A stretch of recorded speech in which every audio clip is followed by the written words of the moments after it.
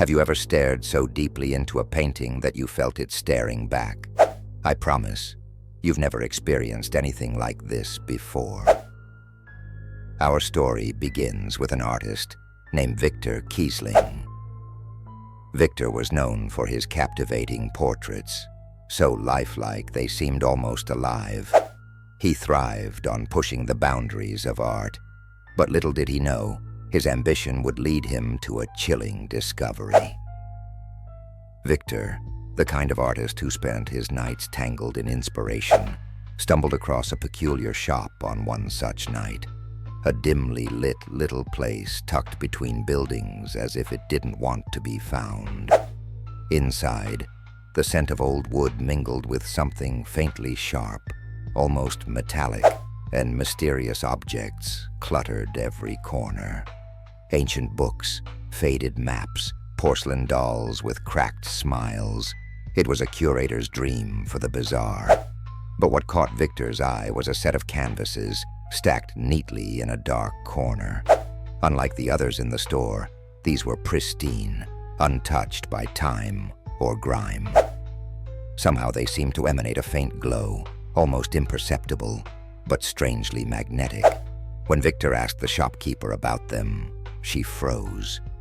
There was a flicker of fear in her eyes as she leaned in and whispered, "These canvases were said to capture more than just paint. Whatever you create, it gains life. That is why they've been hidden here, untouched." She urged him to leave them be, but Victor, driven by the desire for the extraordinary, ignored her warnings. He purchased the canvases and rushed home. Filled with excitement, Victor began painting as soon as he got back.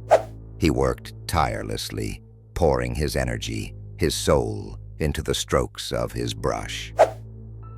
Slowly, the figure of a woman emerged, a woman so beautiful yet haunting, with pale skin, jet black hair, and eyes that held an abyss of sadness. Victor named her Celeste. As he stepped back to examine his work, he marveled at her realism. It was as though she was about to step out of the canvas and embrace him. But then, the first oddity happened. Her eyes flickered. Or had they? Victor blinked and shook his head. Surely, it was just fatigue playing tricks on him. Over the next few days, strange incidents began to occur. Victor would swear he heard whispers when he passed by the painting.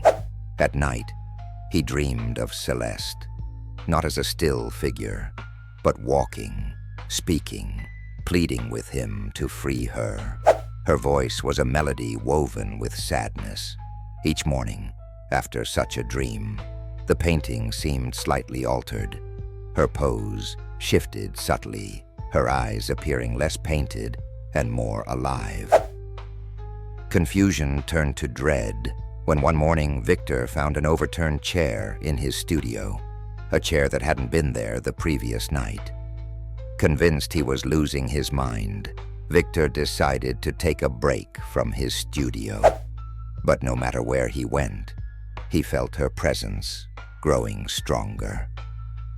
When he returned home, the changes to the painting were undeniable. The once still figure of Celeste was now leaning towards the edge of the frame, fingers extended as if reaching for escape. Frightened, Victor tried to destroy the painting. He took a knife, slashing through the canvas. But to his horror, no matter how many times he cut, the fabric repaired itself instantly, closing up like a self-healing wound. Celeste's face twisted into one of anguish, and for the first time, Victor screamed. Desperate, he returned to the peculiar shop, only to find it gone. The entire space where it once stood was now an empty lot, overgrown and abandoned. Nobody remembered the shop or its peculiar storekeeper. With nowhere else to turn, Victor sought help from an art historian. Clara Preston, a seasoned expert in occult art, listened to Victor's story with a calm intensity. She wasn't surprised. She explained that the canvases were relics of an ancient practice created by a forgotten cult that believed in trapping souls within their art. They called it binding through beauty. According to Clara, Celeste might indeed be alive, but her freedom would come at a devastating cost, the sacrifice of the painter's own soul.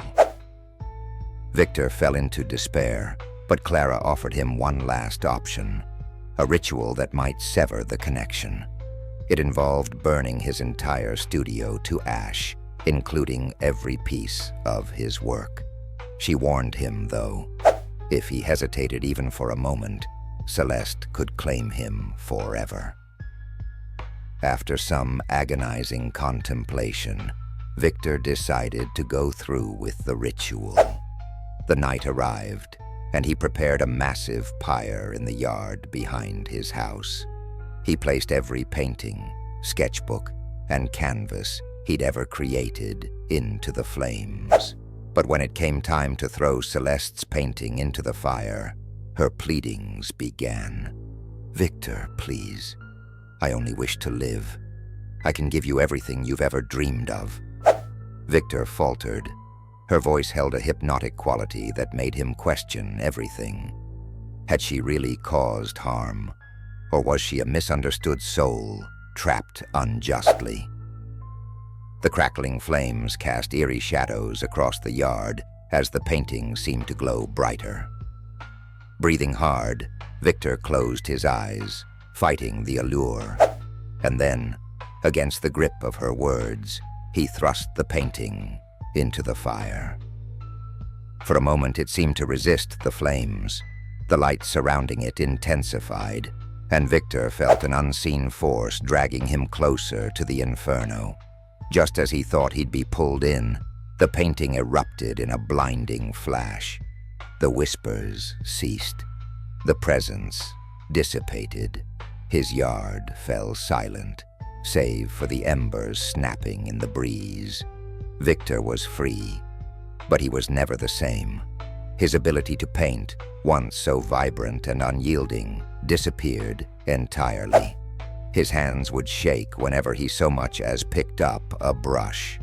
He avoided galleries, isolated himself, and only spoke of what happened once. He warned others, some beauty is meant to stay untouched. Not every masterpiece belongs in this world. Celeste's painting and the mysterious shop were never seen again. Yet rumors persist. Some say, on moonlit nights you might hear faint whispers near an abandoned lot. The soft, haunting voice of Celeste calling out. So, what would you do? Would you have destroyed Celeste's painting, or risked everything for the chance to give her life?